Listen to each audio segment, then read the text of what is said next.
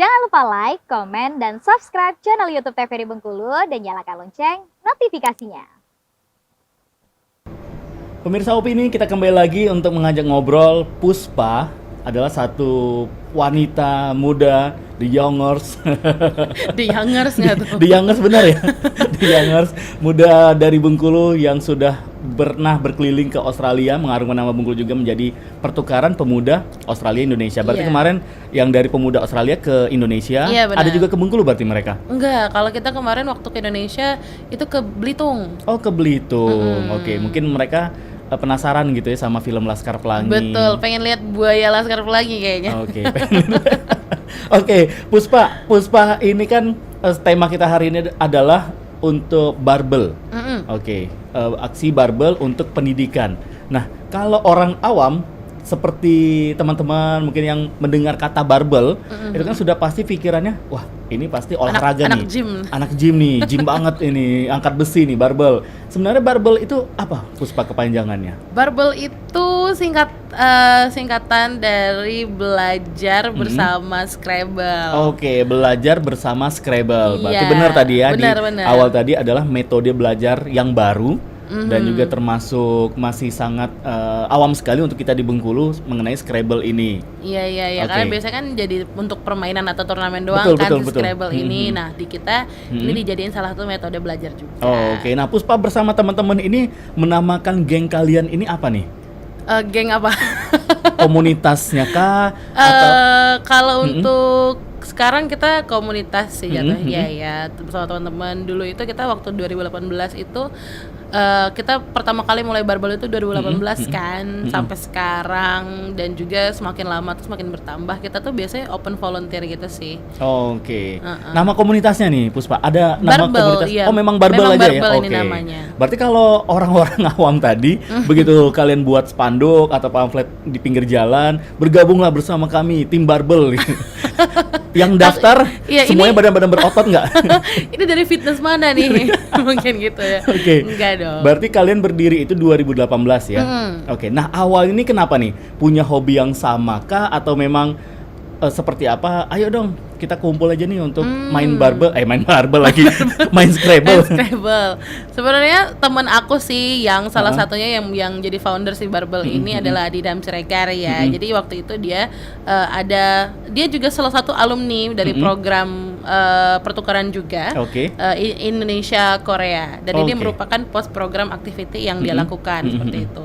Nah, pada saat itu memang pada saat itu circle-nya kita nih memang circle anak-anak, memang kita bukan background bahasa Inggris tapi bisa dibilang anak bahasa Inggris banget gitu. Oke, nah ini nih juga menarik. Berarti Puspa ini riwayat pendidikannya kampusnya dari mana? Aku kuliahnya di Universitas Bengkulu, tapi jurusannya jurnalistik. Jurnalistik? Iya. Seharusnya kan kamu menjadi seorang wartawati. Harusnya gantiin IBA ya. Betul. Tapi kenapa kok malah ke bahasa Inggris? Emang suka sama bahasa Inggris? Suka banget sih sebenarnya. Dari aku sebelum SD, aku tuh sering banget dulu tuh dengerin lagu, nonton film, kartun bahasa Inggris gitu kan. Terus saya tahu. Karena zaman kecilnya ini saya sering main ke rumahnya dia nih. Saya tahu. Karena kan waktu SD itu SD apalagi ya, kan sering banget dicokokin film-film bahasa Inggris kan. Dulu tuh kayak nontonnya kayak oh ya udah ada subtitlenya aman, jadi ngerti dong mereka ngomong apa. Cuma lama-lama kayak pengen nantang diri, pengen deh nonton tapi nggak usah pakai yang di bawah-bawahnya, kan dulu nggak tahu namanya subtitle ya. Pengen deh nonton gitu, ngerti nggak ya? Coba nih nonton, ternyata ngerti. Mencoba memahami sendiri kata per kata gitu. Oke, berarti itu juga merupakan salah satu trik ya, kita belajar bahasa Inggris gitu ya. Nah, tapi kenapa harus jurusan pada saat kuliah ke jurnalistik nih? Apakah memang tertarik juga ke dunia pers atau dunia media sekarang? Sebenarnya aku punya banyak ketertarikan ya. Jadi pada saat baru masuk kuliah itu agak memang bingung sendiri mau pilih jurusan apa. Aku pengen banget sebenarnya kayak masuk jurusan bahasa Inggris, tapi waktu itu aku kurang informasi deh kayaknya ya. Jadi aku mikirnya kayak ketika masuk Inggris pada saat itu kan pendidikan bahasa Inggris. Betul. Ya. Goalsnya adalah to be a teacher. Aku kayak apain sih jadi Jadi teacher guru, jadi gitu. guru, ngajar Iya, gitu. Nah. terus pengen cari lah yang kira-kira yang bisa lebih kayak bikin aku setelah ini bisa jadi lebih orang yang lebih fleksibel gitu soal pekerjaan gitu. Oh, oke. Dan juga pengen interest juga kan ke broadcasting dan lain-lain, makanya masuk jurnalistik juga. Oke, tapi sebenarnya juga bahasa Inggris yang Puspa kuasai juga digunain gitu di dunia broadcast jurnalistik Betul, gitu ya. betul. Oke, bersama Barbel ini dulu awalnya berapa orang nih bersama dengan Adidam? Kalau Adidam saya tahu orangnya memang badannya berisi ya. Kalau Memang. Adidam yang campaign soal barbel ini orang akan percaya Akan bahwa percaya ini kalian fitness, itu ya. adalah komunitas pecinta fitness, suka nge-gym gitu. Tapi sebenarnya kalau untuk berapa orang waktu batch, aku kan gabung ketika batch kedua.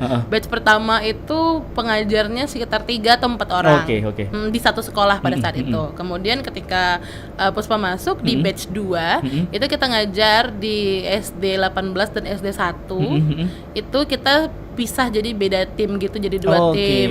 Itu pengajarnya ada sekitar 7 atau 8 orang. Oke, nah berarti ini di 2018 dulu Puspa, awalnya kalian ini memang cuma untuk iseng bermain Scrabble atau memang sudah ada kepikiran nih, yuk kita coba metode belajar baru nih untuk anak-anak?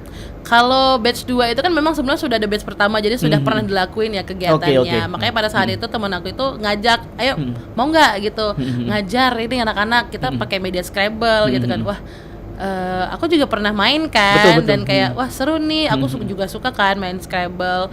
Dan juga memang sebenarnya fun banget sih belajar Benar. dengan Scrabble ini, karena kan memang dia yang menginisiasi sebelumnya kan untuk menggunakan media Scrabble ini. Dan ketika kita ngajar juga sama anak-anak dan mereka tuh interesting banget. Pertama kali ngelihat Scrabble literally kayak melihat papannya Bener, gitu kan. seperti kayak puzzle gitu. Iya. Ada huruf-huruf kotak-kotak gitu ya. Iya, terus mereka juga diperkenalkan sama ada kotak-kotak huruf-hurufnya kan yang kita kasih ke mereka. Dan mereka seneng banget. Oke. Pertama kali Ya, kita namanya anak-anak yang namanya main itu suka gitu ya. banget, mereka suka Oke. banget. Nah, awal pertama kali ini berarti Puspa terjun untuk mengajar kepada anak-anak yang akhirnya juga menjadi seorang teacher juga. Teacher lagi. Teacher lagi. Ini 2000 berapa Puspa mulai mengajar? 2018. 2018 itu berarti awal gabung langsung diajak nih. yuk. Langsung diajak. Oke nih. Gimana nih? Pertama kali Puspa berhadapan dengan anak-anak untuk mengajar dengan metode barunya. Wah, itu gedek banget sih. Gedek banget ya. Karena waktu itu baru banget coba jadi teacher gitu. Terus langsung ngajarnya anak SD gitu lah. Betul. Yang kita tahu ya anak-anak SD tuh kayak wah di pikiran tuh kayak susah diatur, wah ribut nih pasti di kelas nih. Dan ternyata enggak juga sih. Mereka mungkin kayak memang lebih aktif ya. Betul. Gitu ya, lebih kayak berisik gitu. Tapi memang menghandle mereka ini jadi menyenangkan juga karena mereka juga seneng ketika kita datang, interesting dengan apa yang kita bawa, dengan cara mengajar kita. Sebenarnya nggak kagok-kagok banget sih, karena kita benar-benar casual banget sama anak-anak belajarnya, kayak nggak kayak biasa di sekolah ya, kayak Betul, yang ceramah. formal Iya, gitu ya, yang enggak. harus memang benar-benar A juga gitu. Enggak sih, kita ngajarin anak-anak tuh kita step by step sih, kayak karena anak SD kan kita ngajarinnya yang simple-simple kayak 2-letter words gitu, kayak Oke. 2-letters word, kayak kata-kata yang cuma 2 huruf, Oke. kemudian 3 huruf. Yes, no Iya, gitu ya. terus kita belajar nggak sesimpel yes no sih, tapi lebih kompleks juga. Oke. Terus belajar tentang animal, tentang plant, Oke, tentang ibaratnya bahasa sehari-hari yang iya, bisa digunain gitu ya. ya paling sering itu things around class. Oke. Kayak mereka tahu, oh jendela itu window miss gitu. Terus chair itu kursi misalnya, sesimpel-simpel itu Oke, sih. yang biasa mereka lihat, oh ternyata bahasa Inggrisnya jendela, window Iya. gitu. Akhirnya melekat terus di pikiran mereka ya. Dan habis itu kayak mereka juga tanya-tanya yang lain, things around house, colors, gitu banyak. Oke, nah dulu ngajar di kelas berapa Puspa? Kita kelas 5. Oh, kelas 5 ya. Kelas 5 SD. Berarti memang mereka sudah sedikit paham tentang bahasa Inggris walaupun awal-awal yes no 1 2 3 gitu-gitu doang gitu ya. Nah, respon dari para guru pada saat itu ini kan juga kalian datang membawa dengan metode baru, membawa permainan. Nah, gimana nih respon? Waktu dulu Puspa di SD mana? SD 18. Nah, SD 18. Nah, dari guru-guru di sana gimana nih?